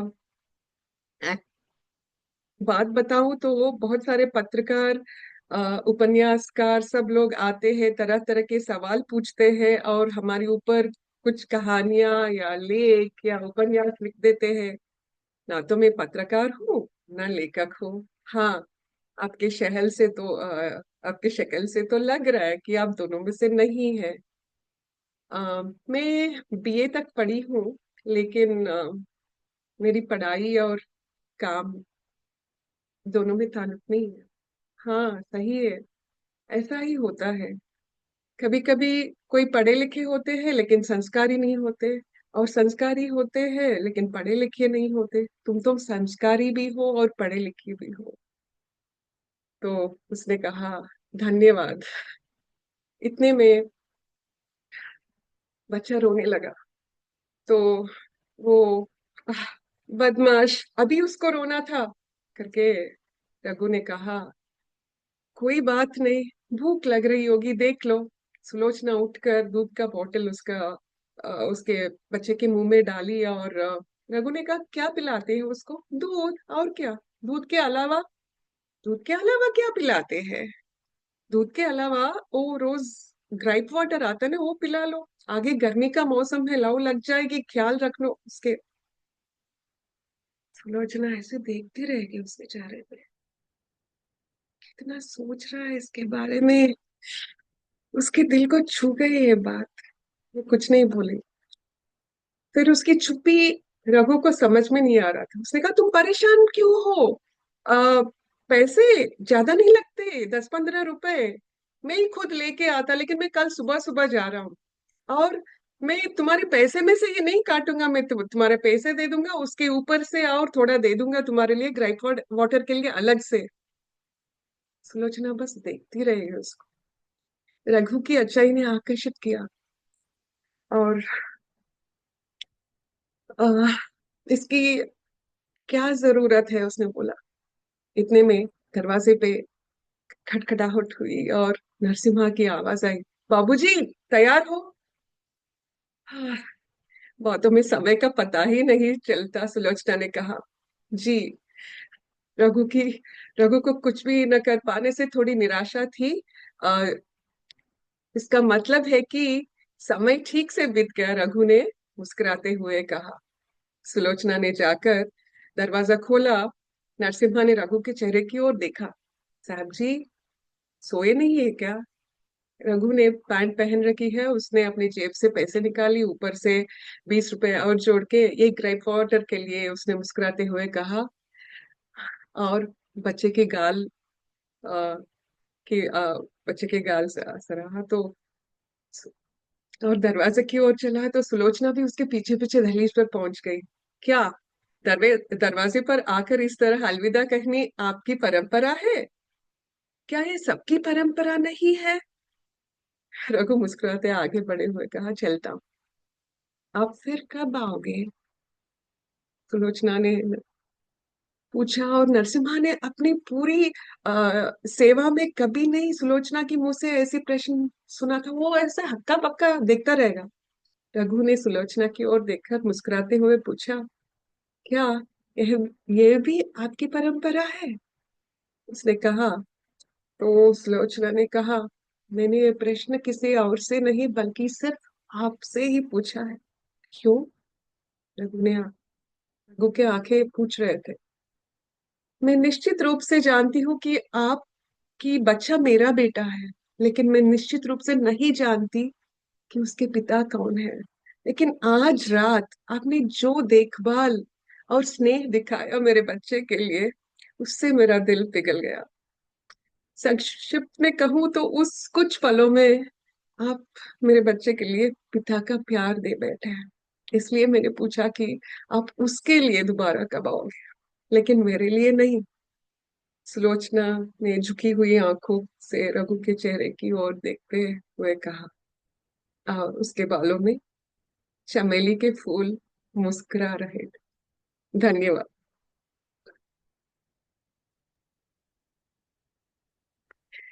श्री, आपकी इस खूबसूरत कहानी ने मुझे गुलजार साहब की एक चंद लाइनें याद करा दी। गुलजार साहब कहते हैं कि ये इश्क मोहब्बत की रिवायत बहुत अजीब है। ये इश्क और मोहब्बत की रिवायत बहुत अजीब है। पाया नहीं जिसको, उसे खोना भी नहीं चाहते।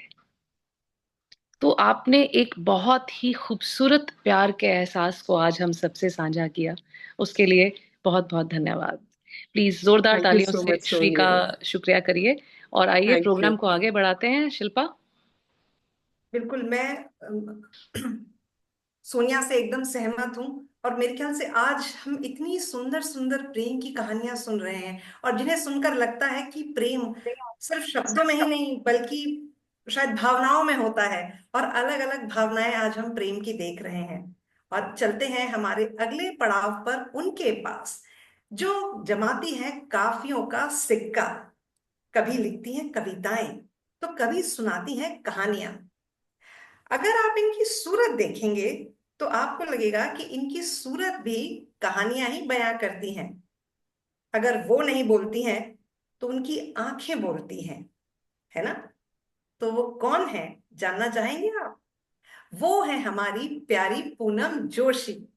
तो देखते हैं आज पूनम जी अपनी कहानियां, कविताओं या काफियों के पिटारे में से क्या हमें सुनाने वाली हैं निकाल कर। तो पूनम जी, स्वागत है आपका इस मंच पर। बहुत बहुत शुक्रिया शिल्पा। और न केवल शिल्पा का बल्कि सभी का। एक से एक खूबसूरत कहानी आज यहाँ कही गई है। प्रेम ये ऐसा भाव है, जितना उसमें डूबे उतना सूखे, क्योंकि पूरा तो डूब ही नहीं सकते। तो इसी एहसास की एक कहानी मैं लेके आ रही हूँ।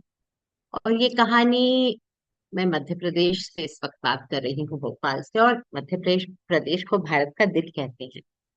तो मैं इसी प्रांत की एक कहानी लेके आई हूँ, जो कि एक ऐतिहासिक कहानी है। और आप लोगों ने सुनी भी होगी, लेकिन इसको मैं थोड़ा सा अपने अंदाज में अलग लिख कर कुछ नया अपनी सोच से। क्योंकि जब भी हम प्रेम की कोई बात सुनते हैं ना, तो उसमें हम अपना प्रेम भी जोड़ दिया करते हैं। क्योंकि जो हम सुनते हैं वो हमें पूरा तो लगता है, लेकिन हमारा उसमें अपना एक फुट नहीं होता, एक अपना अंश नहीं होता। तो उस अपने अंश के साथ मेरी सोची हुई कहानी रानी रूपमती की।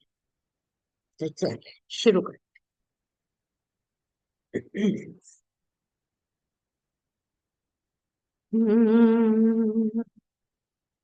सा रे सनी नी नी सा आ आ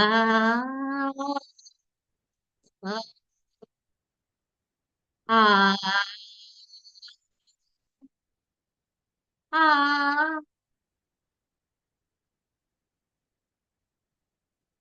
आ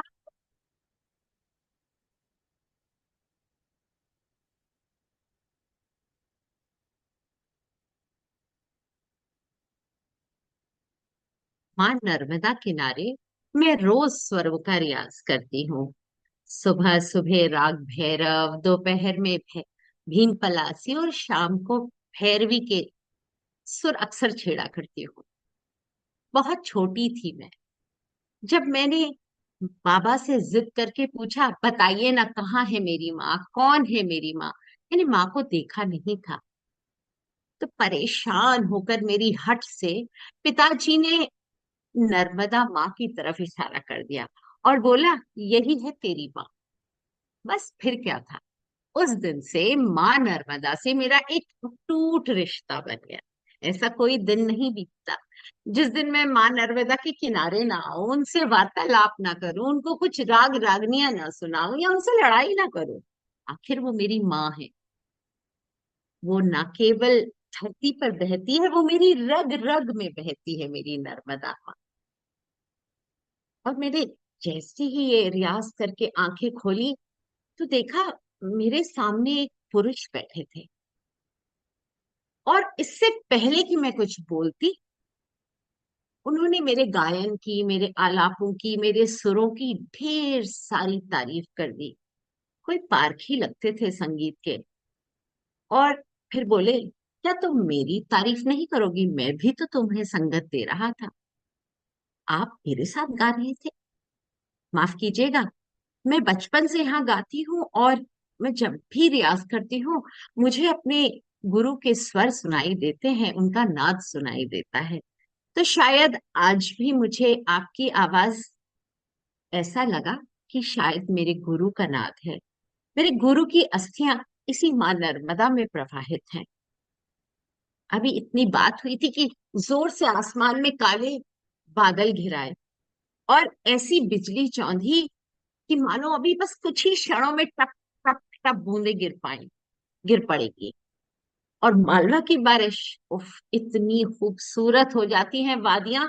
ऐसा लगता है कि जैसे ढलान, घाटियां, नदियां सभी किसी शादी के लिए, के उत्सव के लिए खुद को अलंकृत करने लगती हैं।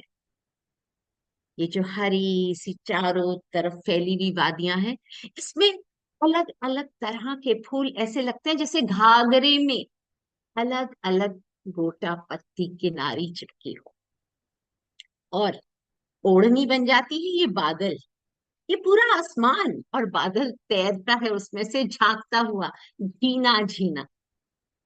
और संगीत है ना, वो संगीत बन जाता है। और माँ नर्मदा, वो तो इतनी सुंदर मनोरम, जैसे कोई दुल्हन हो वादियों में बहती हुई।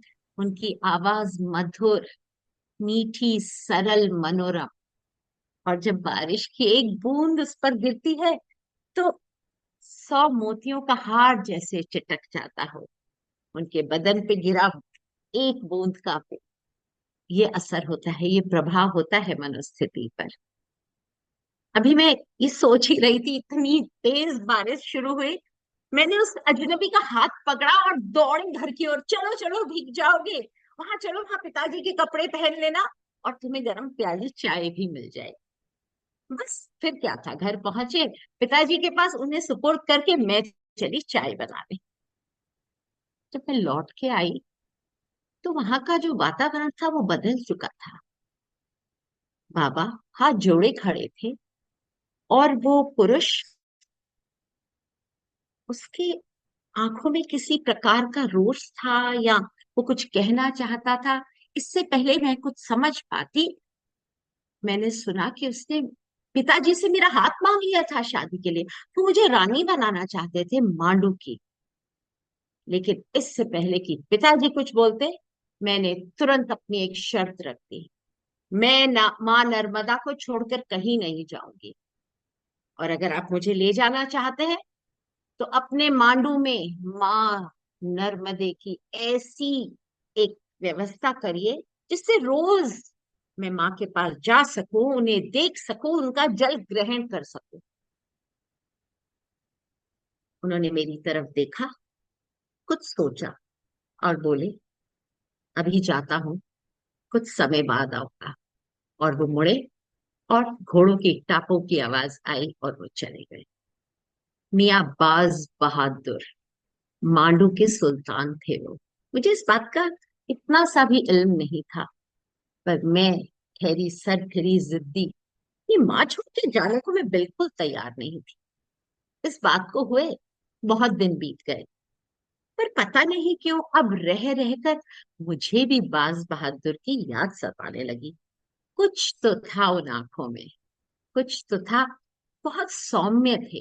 वो चाहते तो मेरी मर्जी के विरुद्ध भी मुझे ले जा सकते थे। सुल्तान थे आखिर वो, लेकिन नहीं, वो सभ्य थे। क्या उन्हें मुझसे प्रेम हो चला था? मैं अक्सर दोपहर में लेटी यही बातें अपने आप से किया करती थी। धीरे धीरे दिन बीतते गए और फिर अचानक एक दिन वही घोड़ों की टापें सुनाई दी, टक टक। और मेरे दिल की धड़कन मानो चौगुनी 10 गुनी कितनी बढ़ गई थी। घबराहट हुई और फिर वो टापे मेरे घर के द्वार के पास रुकी। उन्होंने आके मुझसे बस इतना कहा। मैं दौड़ के जैसे ही बाहर गई, उन्होंने मेरी ओर देखा, बोला, मैं तुम्हें लेने आया हूँ, तुम्हारी सारी शर्तें पूरी हो गई। अब मैं ना कैसे करती? कोई कारण भी तो नहीं था ना करने का। शायद इतने दिनों में मुझे भी उनसे प्रेम हो चला था। और फिर मैं, एक साधारण ब्राह्मण कन्या जो राजपाट के बारे में कुछ भी नहीं जानती थी, 4 कांधों पे सवार एक पालकी में, रेशमी गादियों से घिरी, सुंदर पर्दों में छिपी रानी बन चल पड़ी मांडू और एक नई डगर पे, अपना गांव, अपने बाबा, सबको पीछे छोड़कर। दिल में बहुत उथल पुथल थी, पर कहीं एक यकीन भी था कि बाज बहादुर ने मेरी सब शर्तें पूरी कर दी। मांडू पहुंचते पहुंचते सांझ हो गई थी, पर मैं जिद की पूरी पक्की। मैंने जिद की, सबसे पहले मैं अपनी मां नर्मदा के दर्शन करूंगी। महाराज ने बोला, चलो। और मैंने क्या देखा कि उन्होंने अपने शाही महल के पास एक पहाड़ी पर 2 गुंबद वाला एक बहुत सुंदर मंडप बनाया था।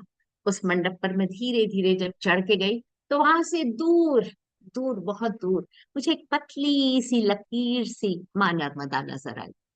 फिर मैंने कहा, अब मुझे स्पर्श भी करना है। तो उन्होंने रेवा कुंड का निर्माण करा रखा था, जो कि उस वक्त संभव के समान था, क्योंकि कहाँ नीचे घाटी में बहती हुई मां नर्मदा, इस ऊंचाइयों तक उसका पानी लाना। उन्होंने एक जल सेतु द्वारा वो पानी उस कुंड में लाया, और मैंने जाके उस कुंड में उस पानी को, उस जल को छुआ। उस जल को छूते ही मेरे मन में ऐसी तरंगे जागी, मुझे एहसास हुआ एक ऐसे प्रेम का जो बाज मुझसे करते थे। फिर क्या था, दिन महीने साल गुजरते गए, हम दोनों एक दूसरे की आगोश में रहते थे। जब फुर्सत मिलती, हम केवल संगीत, राग, रागनियों, इन्हीं की बातें करते। बाज एक बहुत अच्छे संगीतकार भी थे, अच्छी कविताएं भी लिखते थे। हम बैठ के उनको गाते, उन पे चर्चा करते। समय तो जैसे पता ही नहीं चलता था कहाँ चलता था। और महाराज हमेशा मेरे पास, कभी मेरे कक्ष में, कभी उनके कक्ष में, कभी सुबह उद्यान में गाते। बस वक्त बीतता चला गया। कभी कभी महाराज मेरे बाज मुझसे आग्रह करते कि तुम कुछ गजल भी सुनाओ कभी। तो मैं हंसकर टाल देती कि मैं बंदिशें, राग रागनियां गाने वाली गजल की नजाकत नहीं समझती। तो बाज मुस्कुरा देते, और उसके बाद कभी उन्होंने आग्रह नहीं करा। समय बीतता गया। कहते हैं ना, अच्छे समय का पहिया बहुत तेज चलता है, और बुरे पहिया इतना धीरे कि उसकी आहट भी नहीं आती। ऐसे ही बुरे समय की आहट मुझ तक जब तक पहुंची तो बहुत देर हो चुकी थी। महाराज कब एक महाराज, एक सुल्तान से प्रेमी और कवि बन चुके थे, इसका मुझे एहसास ही नहीं हुआ। उन्होंने राज्य पाठ को देखना छोड़ दिया था। लोगों में बहुत डर था, क्योंकि उनके जो खजाने थे वो खत्म हो चुके थे। गोला बारूद नहीं था, जिसकी वजह से सेना का मनोबल गिर चुका था। महाराज को केवल मैं और केवल मैं नजर आती थी। मैं एक साधारण ब्राह्मण की लड़की राजपाट के बारे में इतना भी नहीं जानती थी। लेकिन अब बहुत देर हो चुकी थी। ये खबरें पहुंची महाराज के बारे में अकबर के पास। अकबर तो वैसे भी चाहता था कि वो पूरे भारत का सुल्तान बन जाए, और उसे ये मौका मिल गया। उसे पता चल गया कि हमारे बाज बहादुर अब राज्यपाट की ओर बिल्कुल शिथिल हो चुके हैं। बस फिर क्या था, उसने आजम खान को भेजा अपनी कई हजारों की फौज लेकर हमारे मांडू की ओर। आजम खान को पता था कि महाराज के पास अब उतना बूता नहीं है कि वो उससे लड़ सके, और आजम खान को ये भी पता था कि मैं सुंदर हूँ, अच्छा गाती हूँ। उसकी नजर शुरू से राज्य पे नहीं, मुझ पर थी। फिर हुई लड़ाई सारंगपुर में। कहाँ जीतने वाले थे महाराज, उस लड़ाई को महाराज हार गए, और वो सारंगपुर से गुहार लगाने गए चित्तौड़गढ़ कि मुझे मदद चाहिए। लेकिन उन्होंने मेरे पास एक सैनिक को भेज के खबर भेजी कि मैं जल्द आऊंगा।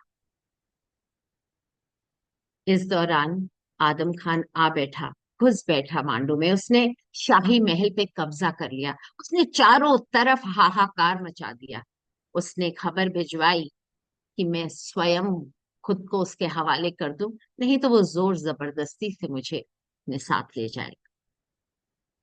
जब कुछ ना सूझा तो मैंने उससे 3 दिन की मोहलत मांग ली। मुझे लगा कि मेरे पास आएंगे, कुछ तो था उनकी आंखों में कि वो लौट के आएंगे, मुझे अपने साथ ले जाएंगे। 1 दिन बीता, 2 दिन बीते, तीसरे दिन तक जब पूरी उम्मीद खत्म हो गई तो मैंने स्वयं को उसी दुल्हन की तरह, बाज की दुल्हन की तरह तैयार किया। उसी जोड़े में बैठी अपने महल में, और फिर मैंने पहली बार अपने बाज के लिए गजल के स्वर छेड़े। इधर आओ एक बार फिर प्यार कर लें, इधर आओ एक बार फिर प्यार कर लें, निगाहों से रूहों को सरशार कर लें, मुकद्दर को मिलजुल के बेजार कर लें, लबों को कहीं रह जाए शिकायत, मोहब्बत का पुरजोश इजहार कर लें, इधर आओ एक बार फिर प्यार कर लें। इसके बाद मैंने अपनी अंगूठी का हीरा स्वयं को मार देने के लिए खा लिया। आज 5 दशक बीत गए। आज भी आती हूँ इस मांडू में, गाती हूँ गीत वही प्रेम के। इंतजार रहता है मुझे आज भी अपने बाज का। इस कहानी की खुशबू आज भी कण कण में है मांडू के। मैं रानी रूपमती अपने बाज की।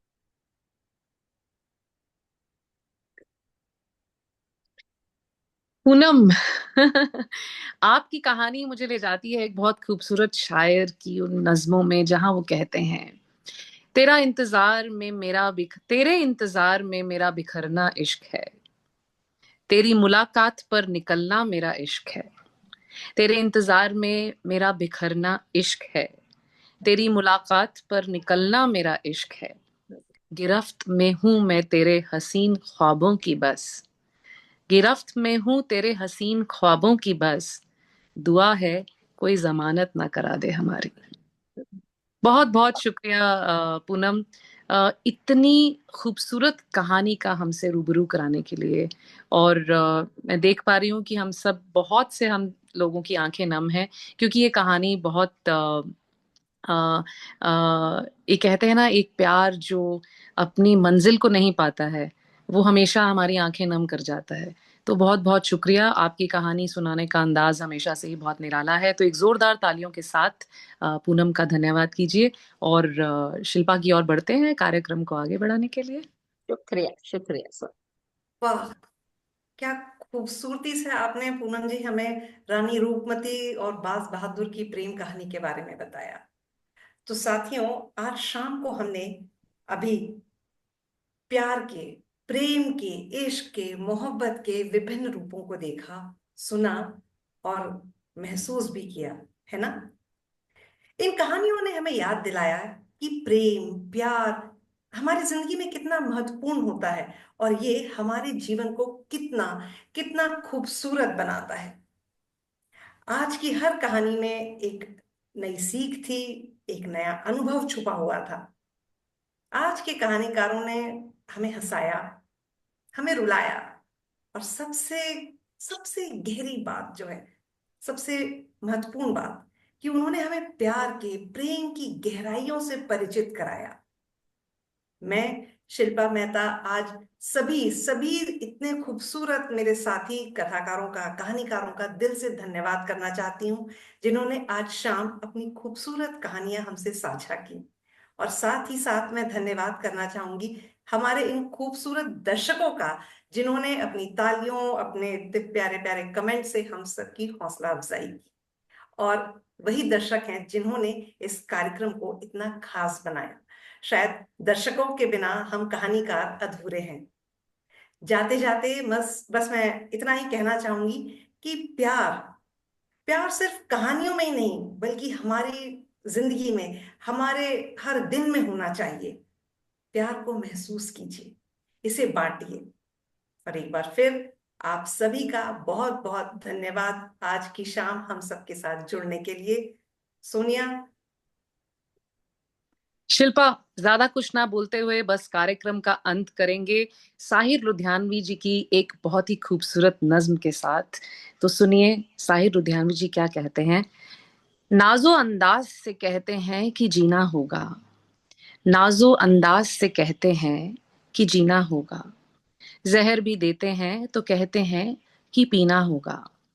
जब मैं पीता हूं तो कहते हैं कि मरता भी नहीं, जब मैं पीता हूं तो कहते हैं कि मरता भी नहीं, और जब मैं मरता हूं तो कहते हैं कि जीना होगा। ये इश्क इश्क है।